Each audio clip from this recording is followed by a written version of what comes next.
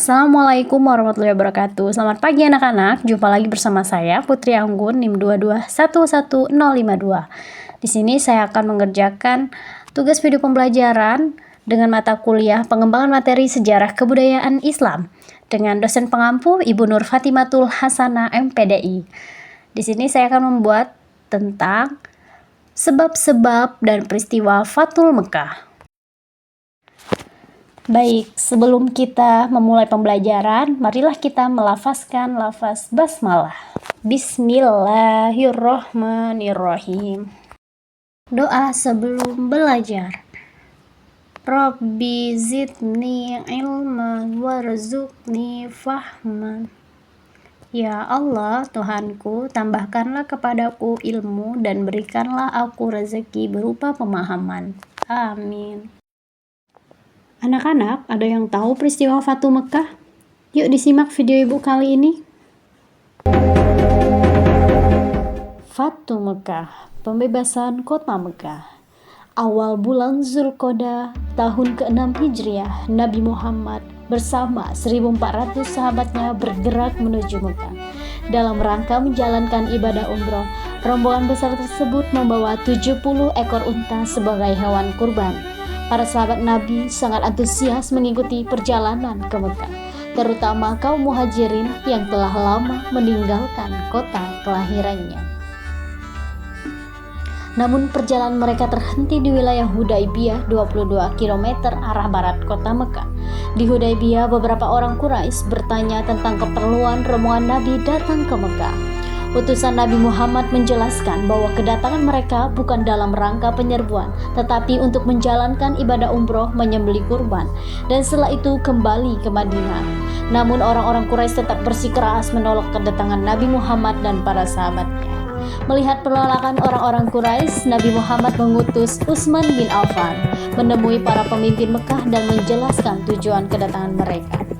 Utsman bin Affan diperlakukan dengan baik oleh para pemimpin Mekah, bahkan mereka mengizinkan Utsman untuk melakukan tawaf di Ka'bah, tapi tanpa Nabi Muhammad dan para sahabatnya.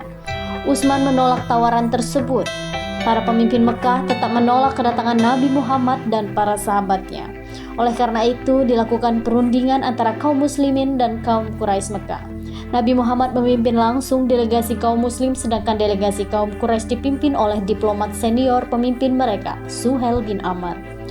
Perundingan yang berjalan alot tersebut akhirnya menghasilkan beberapa kesepakatan yang isinya: pertama, gencatan senjata antara kaum muslim dan Quraisy Mekah selama 10 tahun. Sedangkan ada tindakan buruk atau permusuhan dari kedua belah pihak. Kedua, jika ada yang datang kepada Muhammad tanpa seizin keluarganya, maka dia harus dikembalikan. Dan jika ada muslim yang datang kepada kaum Quraisy Mekah, maka dia tidak akan dikembalikan. Ketiga, bebaskan kepada seluruh klaim yang ada di Arab untuk menjalankan kerjasama kepada kaum muslim maupun kaum Quraisy. Keempat, pada tahun tersebut, rombongan kaum muslim belum diperbolehkan memasuki Mekah. Pada tahun berikutnya, kaum muslim baru diizinkan masuk Mekah selama 3 hari dan hanya boleh bersenjatakan pedang tanpa diulus. Kelima, perjanjian antara kaum muslim dan Quraisy Mekah didasari ketulusan dan kesediaan untuk melaksanakannya tanpa penipuan dan penyelewengan. Kesepakatan yang dikenal dengan perjanjian Hudaybiyah tersebut dibuat rangkap 2, masing-masing untuk kaum muslimin dan kaum Quraisy Mekah. Isi perjanjian yang dianggap merugikan pihak muslim itu membuat para sahabat keberatan. Namun, Nabi Muhammad berhasil meyakinkan para sahabatnya bahwa perjanjian tersebut sebenarnya sangat membutuhkan kaum muslimin. Setelah sekitar 20 hari berada di Hudaybiyah, Nabi Muhammad dan para sahabatnya kembali ke Madinah.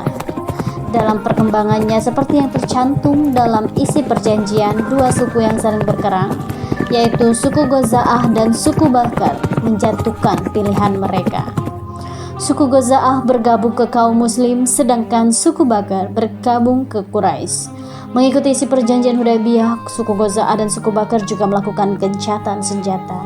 Meskipun sepintas perjanjian Hudaybiyah merugikan kaum muslim, namun secara diplomasi Nabi Muhammad meraih kemenangan politik melalui perjanjian tersebut. Kaum muslim diakui eksistensinya dan Islam diakui sebagai agama resmi di Jazirah Arab. Perjanjian Hudaybiyah ternyata tidak berjalan sebagaimana mestinya. Ketika pihak Quraisy melakukan pelanggaran, suku Bakar melakukan penyergapan terhadap suku Goza'ah di sebuah oasis. Penyergapan tersebut dibantu oleh Quraisy Mekah.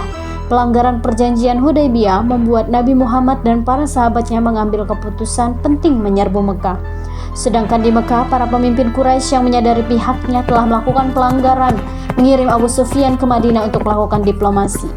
Di Madinah, Abu Sufyan menemui Nabi Muhammad dan memberikan penjelasan panjang lebar. Namun, Nabi Muhammad tidak menghiraukan Abu Sufyan. Selain bertemu Nabi Muhammad, Abu Sufyan sempat menemui Abu Bakar, Umar bin Khattab, dan Ali bin Abi Thalib. Namun, tetap saja Abu Sufyan gagal menemukan jalan keluar. Di daerah putus asa, Abu Sufyan pun kembali ke Mekah. Setelah bertahun-tahun, jumlah pengikut Nabi Muhammad semakin besar. Kali ini 10.000 pasukan muslim dengan persenjataan lengkap telah bersiap menuju Mekah. Parade panjang 10.000 pasukan muslim memulai perjalanan ke Mekah.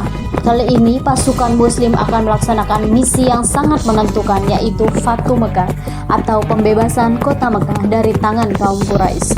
Para pemimpin Mekah sama sekali tidak menduga kekuatan Nabi Muhammad. Nabi Muhammad membagi 3 pasukannya melewati jalan yang berbeda sehingga musuh tidak bisa memperkirakan dengan jumlah pasukan muslim. Ketika pasukan muslim memasuki Mekah, kaum Quraisy hanya bisa pasrah karena tidak mungkin melawan kekuatan sebesar itu. Abu Sufyan dan para pemimpin Mekah lainnya menyerah kepada Nabi Muhammad. Setelah menguasai Mekah tanpa pertumpahan darah, Nabi Muhammad mengambil keputusan yang tidak terduga dan tidak sesuai dengan tradisi bangsa Arab. Nabi Muhammad memerintahkan para pemimpin pasukannya mengucapkan Al-Yaum, Yaum Al-Marhamah, yang artinya hari ini hari kasih sayang. Nabi Muhammad mengampuni semua penduduk Mekah dan melarang pasukannya melakukan pertumpahan darah. Hari itu 17 Ramadan tahun ke-8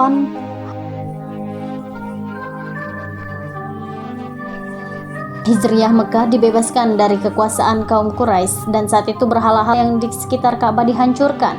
Pembebasan kota Mekah menjadi tonggak sejarah tidak hanya di Jazirah Arab tapi juga di seluruh dunia. Nabi Muhammad tampil sebagai pemimpin yang memberikan contoh bagaimana sebuah penaklukan pusat kekuasaan musuh tanpa pertumpahan darah sekaligus tanpa pembalasan dendam. Dalam tradisi Arab, pihak yang kalah akan menunggu giliran untuk dieksekusi. Namun Nabi Muhammad menghapus tradisi tersebut.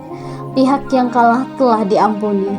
Setelah Ka'bah dibersihkan dari segala jenis berhala, Bilal pun diperintahkan Nabi untuk mengumandangkan azan.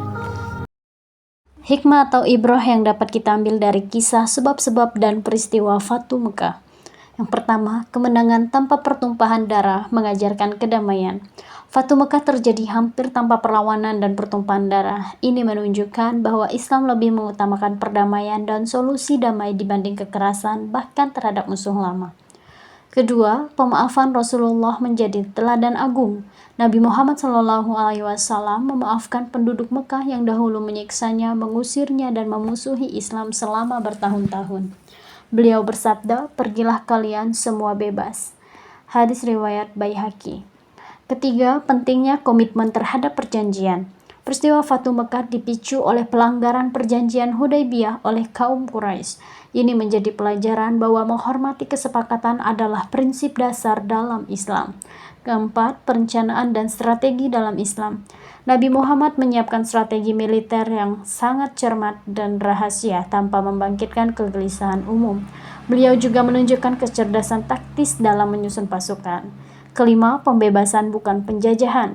Fatu Mekah bukan penaklukan dalam arti kolonial, tapi pembebasan dari penyembahan berhala dan penindasan, mengembalikan Mekah sebagai kota tauhid. Keenam, keteladanan dalam kepemimpinan. Rasulullah SAW tidak menyombongkan diri atas kemenangan itu. Ia masuk ke Mekah dengan tunduk dan rendah hati, bukan dengan angkuh atau membalas dendam.